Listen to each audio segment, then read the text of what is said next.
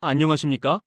근로자 퇴직 관련 서류 보존 기간에 대한 중요한 질문을 해결해 드리기 위해 이 자리에 섰습니다. 3년입니까? 아니면 5년입니까? 인사, 재무, 법무팀 실무자 여러분을 위한 법제처 최신 해석을 바탕으로 완벽한 가이드를 제공해 드리겠습니다.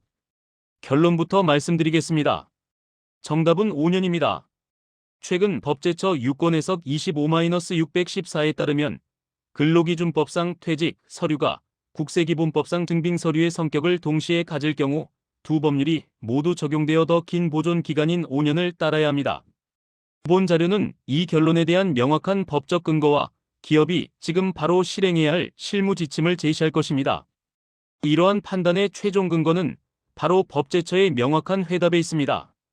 법제처는 근로기준법 시행령에 따른 고용, 해고, 퇴직에 관한 서류가 국세기본법에 따른 장부 및 증거서류에 해당하는 경우에는 두 법률이 입법 목적을 달리하고 어느 법이 다른 법의 적용을 배제한다는 명문 규정이 없으므로 근로기준법과 국세기본법의 관련 규정이 모두 적용된다고 명확히 밝혔습니다. 이는 2025년 11월 6일 회신된 법제처 해석내 25-614에 따른 내용입니다. 그렇다면 무엇이 실무자들을 혼란스럽게 했을까요? 왜 3년과 5년을 두고 고민해야만 했을까요? 근로기준법은 근로자 권익보호를 위해 3년 보존을 명시하고 국세기본법은 성실한 납세 의무 이행을 위해 5년 보존을 요구합니다. 이처럼 목적이 다른 두 법률이 동일한 서류에 대해 서로 다른 기간과 기준을 제시하면서 기업에게 법적 리스크가 발생하게 된 것입니다. 먼저 근로기준법 관점에서 살펴보겠습니다. 근로기준법 제42조에 따라 사용자는 근로계약에 관한 중요한 서류를 보존해야 할 의무가 있습니다. 시행령 제22조에 명시된 보존 대상 서류는 고용, 해고, 퇴직에 관한 서류로 근로계약서나 임금대장 등이 해당됩니다. 보존 연한은 3년이며 기산일은 근로자가 해고되거나 퇴직한 날부터입니다. 이를 위반할 경우 제116조에 따라 500만 원 이하의 과태료가 부과될 수 있습니다. 다음으로 국세기본법 관점입니다. 국세기본법 제85조 2.3에 따라 납세자는 모든 거래에 관한 장부 및 증거 서류를 갖춰두어야 할 의무가 있습니다. 보존 대상 서류는 모든 거래에 관한 장부 및 증거 서류이며 급여, 퇴직금 등 세무 관련 서류가 모두 포함됩니다. 보존 연한은 5년이며 역외 거래의 경우 7년입니다. 기산일은 거래 사실이 속하는 과세기간의 법정 신고 기한이 지난 날부터이며 이를 위반 시 제47조에 따라 세법에 따른 가산세가 부과될 수 있습니다. 두 법률의 핵심 요건을 한눈에 비교해 보겠습니다. 근로기준법은 근로자 권익보호를 목적으로 3년의 보존 연한, 근로자 퇴직일을 기산일로 하며 500만 원 이하의 과태료를 부과합니다. 반면 국세기본법은 성실납세 의무 이행을 목적으로 5년의 보존 연한, 해당 국세의 법정 신고 기한 경과일을 기산일로 하며 가산세를 부과합니다. 보시는 바와 같이 보존 연한, 기산일, 벌칙이 모두 달라 하나의 기준만 따를 경우 다른 법률을 위반할 위험이 상존합니다. 그렇다면 왜 두 법이 모두 적용되는 것일까요? 법률 경합의 원칙을 이해해야 합니다. 첫째, 입법 목적의 상이성입니다. 근로기준법은 근로자 보호를, 국세기본법은 과세 공정성을 추구하며 그 목적이 다릅니다. 둘째, 배타적 적용 규정이 부재합니다. 어느 법률도 다른 법률의 적용을 배제하거나 우선한다는 명시적 규정이 없습니다. 셋째, 법 목적 달성을 위해서입니다. 하나의 법률만 적용하면 다른 법률이 규율하고자 하는 서류 보존의 목적을 달성할 수 없게 됩니다. 결론적으로 둘 이상의 법률 요건에 모두 해당하면 둘 이상의 법률이 모두 적용되는 것이 원칙입니다. 이제 실무자들을 위한 최종 판단 기준을 말씀드립니다. 가장 긴 기간, 가장 늦은 기준일을 따르십시오. 두 법률의 의무를 모두 이행하기 위해서는 가장 엄격한 기준을 따르는 것이 안전합니다. 보존 연한은 3년과 5년 중 더 긴 기간인 5년을 적용합니다. 이렇게 하면 3년 의무는 자동 충족됩니다. 보존기간 기산일은 근로자 퇴직일과 법정 신고 기한 다음 날 중 더 늦게 도래하는 날을 기준으로 5년을 계산합니다. 만약 3년만 보존하고 5년이 되기 전에 파기할 경우 국세기본법 위반에 따른 가산세 부과 위험이 발생할 수 있으니 유의하시기 바랍니다.